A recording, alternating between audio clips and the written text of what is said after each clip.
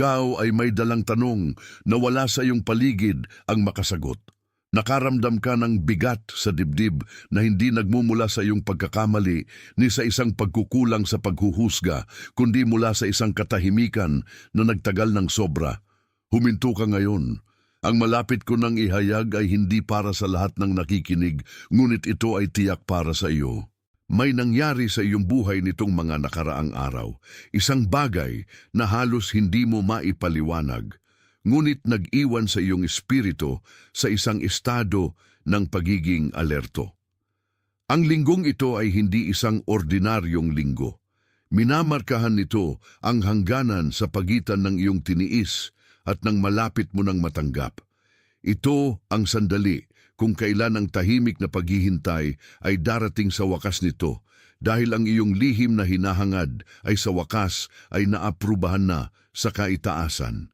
Sa buong pag-uusap na ito, makikilala mo ang 5 senyales na nagpapakita sa iyong pang-araw-araw na buhay at mauunawaan mo kung bakit ang mga ito ay hindi mga pagkakataon kundi mga coordinate. Mauunawaan mo ang hindi nakikitang pattern na nagpapanatili sa iyong dakilang pag-ibig sa malayo. At higit sa lahat, ipapahayag ko sa iyong buhay ang kumpirmasyon na ang siklong ito ng kalungkutan ay winakasan na ng lumikha mismo. Kailangan mong manatili hanggang sa huli dahil ang aking ihahatid ay hindi isang teorya, ito ay isang susi. Napansin mo na ang kakaiba ng mga bagay sa iyong paligid. Madalas kang nagigising ng eksakto sa parehong oras, na parang may paulit-ulit na tawag para sa isang pagbabantay na hindi mo man lang alam na ginagawa mo. Ang iyong mga pag-uusap sa mga taong malapit sa iyo ay tila naging walang laman, hungkag, na parang nagsasalita ka mula sa isang malayong pampang patungo sa isang taong hindi marinig ang iyong dalas. Nagkakaroon ka ng mga matingkad na panaginip, mga pagtatagpo sa gabi kung saan ang mukha ng taong hinihintay mo ay tila gumuguhit ng may kaliwanagan na ang iyong pang-araw-araw na buhay ay nagpipilit na itago. Ang kalungkutang nadarama mo ay hindi isang sumpa, ito ay isang paghihiwalay para sa proteksyon. Ito ang proseso ng pagkakalibrate ng iyong puso na nililinis mula sa lahat ng mga dalas na hindi kabilang sa antas ng pag-ibig na inihanda ng Diyos para sa iyong kasaysayan. Hindi ka stagnant, inihahanda ka. Ang nararamdaman mong pagkaantala sa katunayan ay ang paghahanda ng lupa para sa isang bagay na nangangailangan ng malalalim na ugat upang hindi matangay ng unang hangin. Ang pagkilos ng pag-type ng 3 digit na ito ay ang iyong pagpapatibay na tinatanggap mo ang pagkakahanay na ito. Ito ang iyong tahimik na oo para sa ani na nagsisimula na. I-type ang 888 at pagkatapos ay bumalik ka agad sa akin. Ang diagnosis ng iyong naranasan ay simple. Sinubukan mong pilitin ang isang pintuan na hindi pa handa, na kumikilos mula sa isang pagkabalisa na ipinataw sa iyo. Sa loob ng maraming taon, naniwala ka na ang iyong bisa ay nakasalalay sa bilis ng iyong pagkamit ng mga bagay, na tinatrato ang iyong buhay bilang isang larangan ng digmaan kung saan ang hilaw na pagsisikap ang tanging pera. Ngunit ang pagkapagod na nararamdaman mo ngayon ay hindi tanda ng kahinaan. Ito ang patunay na naubos mo na ang lahat ng rutang hindi patungo sa iyong destinasyon. Sinubukan mong punan ang isang sagradong lugar ng mga taong walang kakayahang dalhin ang bigat ng iyong kaluluwa. Ang pattern na iyong inulit, ang labis na pagbibigay, ang patuloy na paghahanap ng pagpapatunay, ang takot na makalimutan, ay naging iyong paraan upang subukang tiyakin na ang pag-ibig ay hindi dadaan sa iyo. Ngunit sa katotohanan, ang takot na ito na mag-isa ay mismo ang pumigil sa pagdating ng taong itinalagang lumakad sa iyong tabi. Isipin mo ngayon ang isang bahay, Hindi isang konstruksyon ng mga laryo, kundi ang istruktura ng iyong sariling pag-iral. Sa mahabang panahon, iniwan mong bukas ang mga bintana para sa mga walang pahintulot na pumasok at ang bahay ay napuno ng mga agos ng hangin, alikabok at mga estranghero na bumisita lamang upang kunin ang kaunting mayroon ka. Ang Diyos, bilang ang pinakamataas na arkitekto, ay nagsimulang isara ang mga pasukan na ito. Pinawalan niya ang iyong bahay, hindi upang iwan itong abandonado, kundi upang lagyan ito ng mga kasangkapan na totoo. Ang tinatawag mong disyerto ay, sa katunayan, ang panahon ng pagsasaayos kung saan tinitiyak ng arkitekto na kapag dumating ang iyong dakilang pag-ibig, wala nang puwang para sa panandalian o hindi tapat. Ang mga kasangkapan ng iyong buhay ay pinapalitan. Ang pansamantala ay inaalis. At ang kapayapaang nagsisimula mong maramdaman ngayon kahit wala kang nakikita sa iyong paningin ay ang ebidensya na ang mga bagong kasangkapan ay inilalagay na.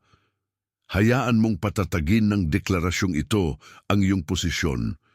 I-type mo na ngayon at bumalik ka sa aking tabi.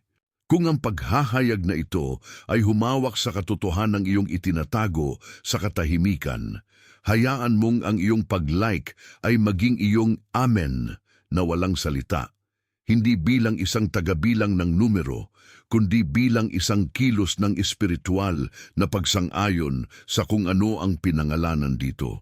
Naramdaman mo na sa gitna ng pagsasaayos na ito, lahat ng peke ay kusang nawawasak. Ito ang awa na kumikilos. Hindi mo na kailangang laban sa lumalayo, dahil ang lumalayo ay nagbubukas lamang ng puwang para sa tiyak. Ang takot na makalimutan ay isang labi ng panahong wala na. Simula ngayong linggo, nagbabago ang iyong tindig. Hindi ka na isang taong desperadong naghahanap. Ikaw ay isang taong umaakit dahil ang iyong puso ay okupado ng presensya ng arkitekto na naaprubahan na ang iyong kapares. May isang tao sa iyong buhay na kailangang marinig ito ngayon. Isang taong nagtrabaho ng higit pa sa kanyang lakas, isang taong may dalang tingin ng lihim na pagod, isang taong nananatili ang pananampalataya kahit ang lahat ng ebidensya ay nagsasabi ng kabaligtaran. Ang taong iyon na ang mukha ay lumitaw sa iyong isipan habang ako ay nagsasalita. Ang taong iyon ay nangangailangan ng aliw na ito. Ipadala ang nilalamang ito sa kanya. Hindi bilang isang ordinaryong mungkahi, kundi bilang isang gawa ng pag-aalaga, isang ministeryo ng pag-asa na iyong inihahatid sa mismong sandali, kung kailan siya higit na nangangailangan ng isang senyales na ang katapusan ng paghihintay ay malapit na. Bago tayo dumating sa pagtatapos, gusto kong patatagin mo ang iyong pagkakakilanlan sa pangakong ito. Gawin mo ito hindi bilang isang hangarin, kundi bilang isang kumpirmasyon na ang kasunduan sa pagitan ng langit at ng iyong paglalakbay ay tapos na. Inaangkin mo ang iyong lugar sa kasaysayang isinulat para sa iyo. Dinala mo ang bigat ng isang paghahanap na, sa katunayan, hindi dapat sa iyo ang pagdadala. Tingnan natin ang pattern na humubog sa iyong mga araw. Sinubukan mong hanapin sa mga maling lugar isang pagpapatunay na tanging ang panahon at tamang pagkakahanay ang maaaring magdala. May pagkapagod na hindi nagmumula sa pisikal na trabaho, kundi sa patuloy na pagsisikap na kontrolin ang tadhana. Itulak ang mga pintuang nananatiling sarado at pilitin ang mga koneksyong walang ugat. Ikaw ay kumilos sa ilalim ng ilusyon na kung hindi ka hahanap walang darating at ang paniniwalang ito ay umubos ng iyong kapayapaan. Ang diagnosis ay malinaw. Sinubukan mong maging arkitekto ng isang istrukturang hindi mo pa nakikita, ngunit handa na. Inilapat mo ang iyong enerhiya sa mga rutang patungo sa disyerto. Naniniwalang ang kaligtasan ay nakasalalay sa iyong patuloy na pagbabantay, kung saan, sa katotohanan, ang iyong pinakamalaking lakas ay nasa pagtigil sa paghuhukay, kung saan walang tubig. Ang pattern na ito ng desperadong paghahanap ay hindi isang depekto ng karakter. Ito ay isang tugon lamang ng proteksyon na iyong binuo upang hindi maiwan. Ngunit ang iyong pagbabantay ay hindi na kailangan dahil ang darating ay hindi kailangang habulin. Kailangan lamang nito ng isang lugar na dapuan. Isipin mo ngayon kung ano ang nangyayari sa ilalim ng ibabaw na ito. May isang metapora na gusto kong dalhin mo bilang isang hindi mapag-aalinlangan ng katotohanan. Isipin ang iyong puso hindi bilang isang walang laman na bukid, kundi bilang isang bahay na idinisenyo at nilagyan ng kasangkapan ng isang arkitekto na hindi nagkakamali. Habang ikaw ay tumatakbo na sinusubukang magtayo ng mga pader, bintana at pintuan gamit ang iyong sariling mga kamay, siya ay naghahanda na ng panloob na kapaligiran. Bawat detalye, bawat kasangkapan, bawat lugar ng pahinga at bawat lugar para sa pagbabahagi, lahat ay nailagay na sa tamang lugar. Nakaramdam ka ng lumalaking pagkabalisa dahil sinusubukan mong lagyan ng kasangkapan ang isang bahay na hindi sa iyo, na binabaliwala na ang arkitekto ay nag-alaga na ng lahat ng mahalaga. Hindi siya naghihintay na matapos mo ang konstruksyon bago ipadala ang pag-ibig na labi mong hinahangad. Inaaprubahan na niya ang proyekto at inihatid na ang mga susi sa kanyang pinili upang tumira sa espasyong ito kasama mo. Ang bahay ay handa na. Ang mesa ay nakaayos na. Ang lugar kung saan ka makaramdam ng ligtas, minamahal at nakikita ay umiiral na. Ang pagkaantala na nararamdaman mo ay hindi ka pabayaan. Ito ang panahon ng paghahanda upang pumasok ka sa espasyong ito nang hindi dala ang mga labi ng mga nakaraang konstruksyong hindi nagtagumpay. Alam ng arkitekto na kung pumasok ka ng mas maaga, susubukan mong gibain ang mga pader na kanyang itinayo para sa iyong proteksyon. Naghihintay lamang siya na bitawan mo ang mga kasangkapang pangkonstruksyon na hawak mo pa upang sa wakas ay makapasok ka at makapagpahinga. Ang pagkilos ng pag-type ng mga salitang ito ay ang iyong pagkilala na hindi mo na kailangang maging arkitekto ng iyong sariling buhay, kundi ang naninirahan sa isang pangakong pinagtibay na. Ito ang awa na kumikilos. Ang solusyon sa iyong pagkabalisa ay hindi isang bagong estratehiya ng paghahanap, kundi isang radikal na pagbabalik sa pagtitiwala. Kailangan mong maunawaan na ang iyong bahagi ay hindi ang magtayo, kundi ang pahintulutan. Ang pagsisikap ang naglalayo sa atin sa daloy, samantalang ang pagtitiwala ang naglalagay sa atin sa agos ng providensya.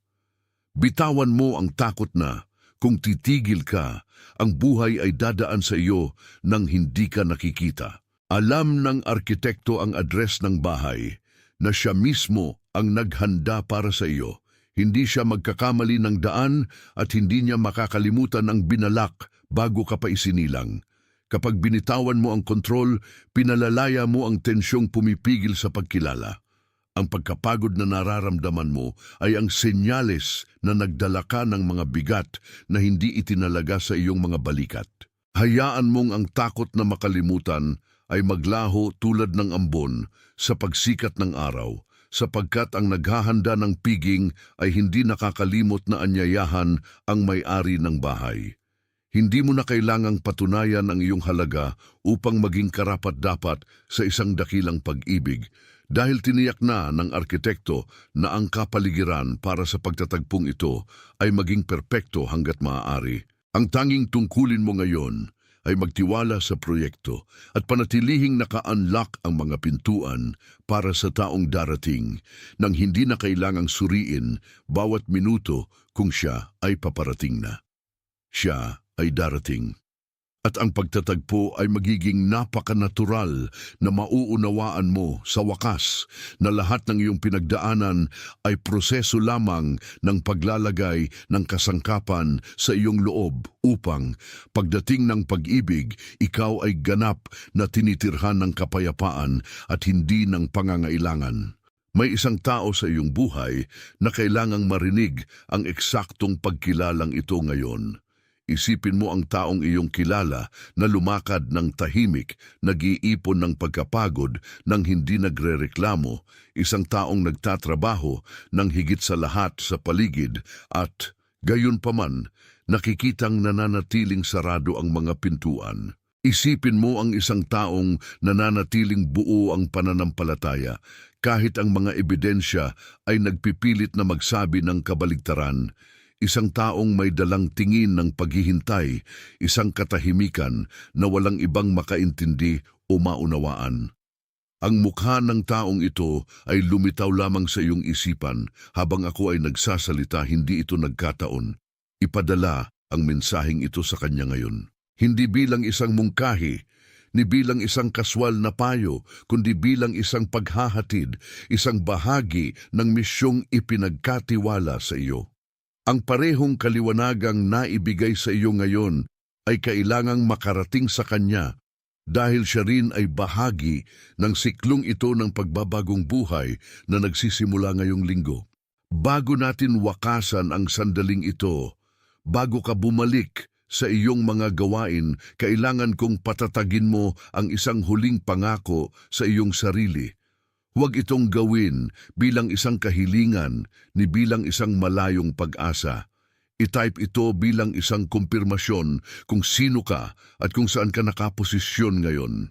Ang kasunduang nabuo sa pagitan ng iyong pandinig at ng katotohanan ito sa mga minutong ito ay ang pundasyon kung saan ka mabubuhay simula ngayon. I-type ang mga salitang ito ng dahan-dahan. Pinapayagan ng iyong mga daliri na isalin ang iyong espiritu na naunawaan at tinanggap na bilang ganap na katotohanan. Ikaw ay nakatuon, ikaw ay inatasan, ikaw ay isinugo. Damhin ang bigat ng mga deklarasyong ito sa bawat hibla ng iyong pagkatao. Ang iyong panahon ng paghahanda ay hindi nawalan ng kabuluhan. Ito ay isang pandayan. Ang iyong paghihintay ay hindi isang kawalan. Ito ay isang pagkakahanay. Ngayon, hindi ka na lumalakad patungo sa pangako, lumalakad ka mula rito. Ikaw ay sa sandaling ito nasangkapan ng katiyakan na ang arkitekto ay hindi nagkakamali at na ang piging ng iyong buhay ay handa na. Naghihintay lamang sa eksaktong sandali kung kailan ang kapares na inaprubahan ng kaitaasan ay maghahayag sa harap ng iyong mga mata na matatagpuan sa iyo ang isang pusong payapa, isang espiritong malaya sa pangangailangan at isang bahay na handang tumanggap ng pag-ibig na iginuhit ng Diyos. Nauunawaan mo na ngayon na ang linggong nalalapit ay hindi lamang ang marka ng isang bagong linggo sa iyong kalendaryo, kundi ang kronolohikal na palatandaan ng isang pagpapanumbalik na iginuguhit na sa mga anino ng iyong paglalakbay. Sa mahabang panahon, tumingin ka sa mga gilid na naghahanap ng mga senyales, naghahanap sa mga mukhang hindi kilala ng sagot sa isang pagkabalisa na tila walang pangalan. Naghanap ka ng isang taong makakapuno sa katahimikang umaalingaw-ngaw sa mga silid ng iyong gawain, isang taong sa wakas ay makakabasa ng mapangdala-dala mong iginuhit sa iyong kaluluwa, ngunit tila walang ibang makaintindi. At gayon paman, ang walang tigil na paghahanap na ito, ang paghahanap na ito ng pagpapatunay sa iba, ay mismo ang pumigil sa kaliwanagan na manirahan ng tuluyan. May isang pagkaapurahan sa iyong dibdib, isang pagnanais na makita, maintindihan at mahalin ng may kasidhian na alam mong kaya mong ibigay. Ngunit ang pagmamadali, ang banayad na kaaway na ito ng kaganapan ay madalas na nagpamali sa iyo ng pangangailangan para sa koneksyon. Nakita mo ang iyong sarili marahil na pinapayagan ang kalungkutan na magdikta ng ritmo ng iyong mga pagpili. O baka naman, tumatanggap ng mas mababa kaysa sa alam na ng iyong espiritu na nararapat, para lamang hindi na muling harapin ang kawalan. Ngunit lahat ng ito, bawat pagkabigo, bawat pintuang nagsara bago mo pa mahawakan ang hawakan, bawat pag-uusap na hindi namulaklak, bawat pag-asang kailangan mong bawiin pabalik sa loob ay nagsilbi sa isang mas mataas na layunin. Huminga ka ng malalim ngayon. Hayaan mong punan ng hangin ang bawat sulok ng iyong pagkatao, patahimikin ang pulso at pakalmahin ang isipan. Ang iyong naranasan ay hindi isang pag-aaksaya ng panahon. Ito ang pagpapakinis ng iyong sariling kakanyahan.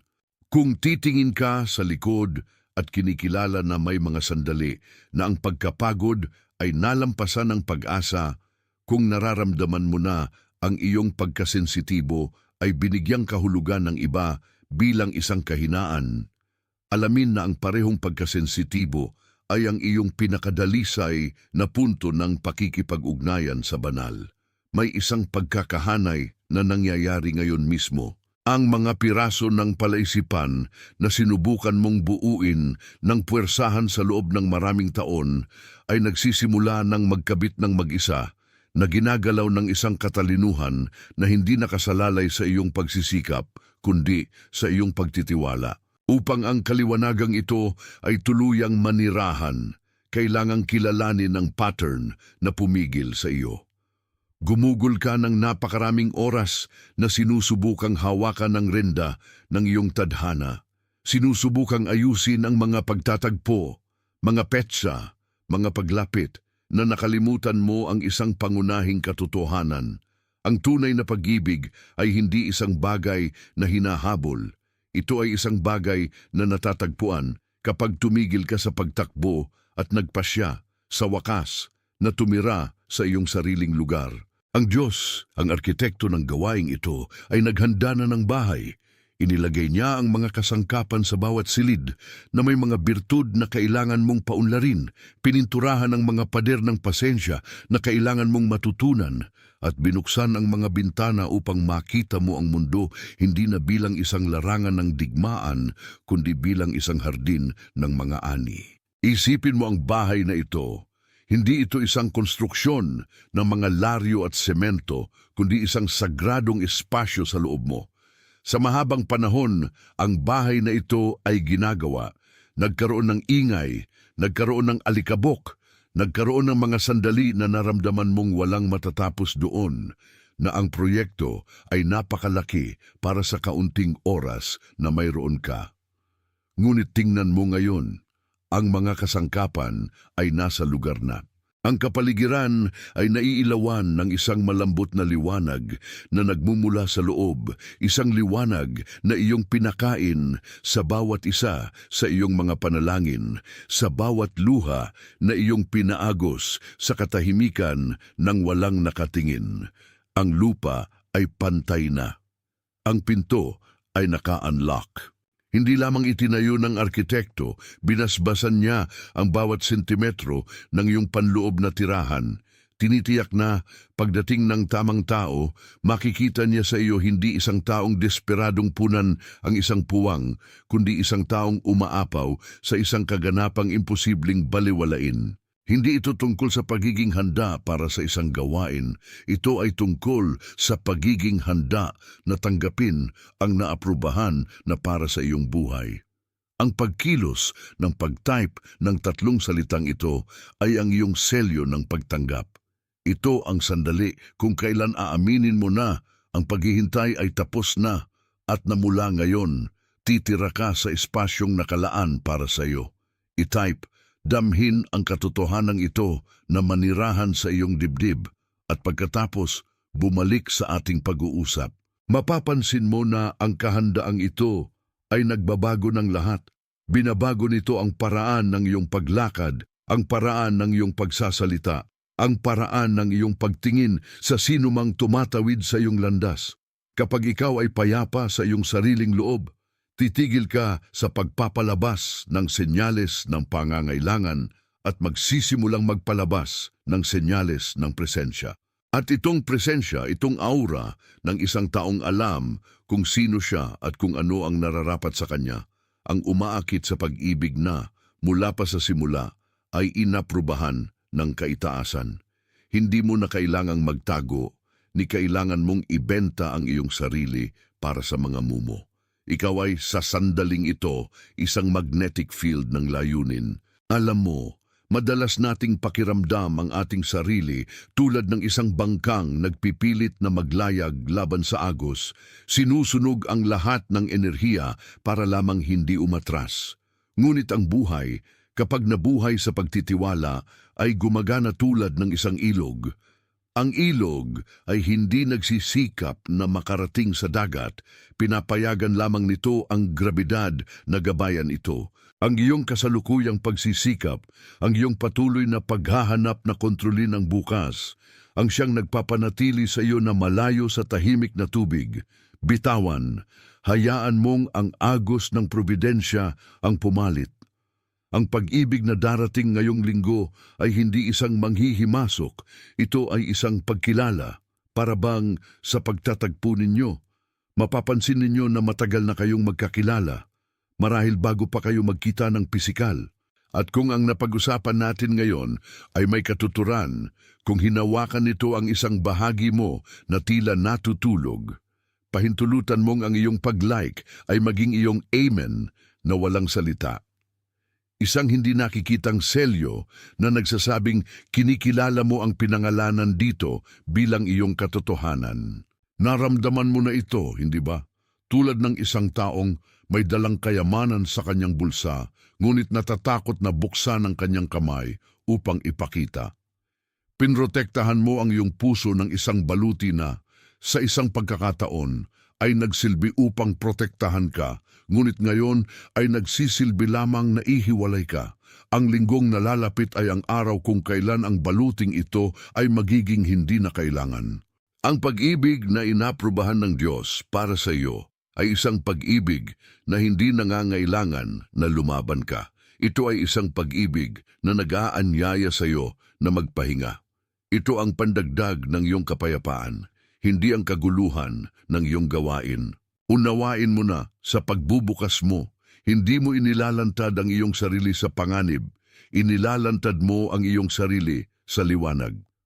At sa liwanag, ang mga anino ng pag-aalinlangan ay hindi nabubuhay. Ang mga pag-uusap na dati ay tila walang laman ay magsisimulang magkaroon ng laman. Ang mga kilos na dati ay hindi napapansin ay magkakaroon ng bagong bigat. Mapapansin mo na ang mga tao sa iyong paligid ay nagbabago rin dahil ikaw, sa pagbabago ng iyong dalas, ay binago ang mundong iyong tinitirhan. Ang linggo ay ang rurok ng prosesong ito. Ang sandali kung kailan ang hindi nakikita ay nagiging nakikita, kung kailan ang pagnanais ay nagiging pagtatagpo. Huwag kang mag-alala sa mga detalye. Huwag mong subukang hulaan kung paano ito mangyayari, saan ito mangyayari, o kung ano ang sasabihin ng tao. Ang misteryo ay bahagi ng kagandahan. Magtiwala ka lamang na alam ng arkitekto ang iyong address at ang paghahatid ay paparating na. Ang iyong tanging tungkulin mula ngayon ay manatili sa bahay na inihanda, panatilihing bukas ang puso, malinis ang bahay at ang espiritu ay handa. Wala ka na sa panahon ng paghihintay, ikaw ay nasa panahon ng paghahayag.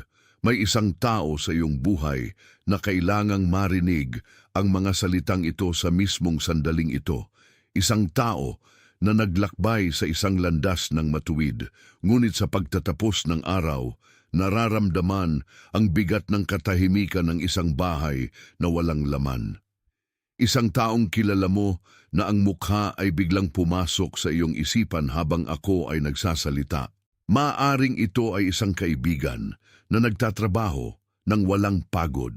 Isang taong nananatiling matatag ang pananampalataya kahit hindi nakikita ang mga bunga, o ang taong iyon na napapansin mong lihim na naghahangad ng koneksyong sasayaw sa kanyang kaluluwa. Huwag mong itago ang paghahayag na ito para sa iyong sarili lamang.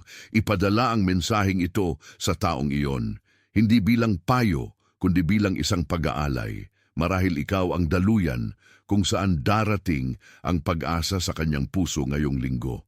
Gawin ang kilos na ito bilang isang pangako ng kabutihan, bilang tagapagdala ng isang balita na inihanda na ng panahon upang maihatid.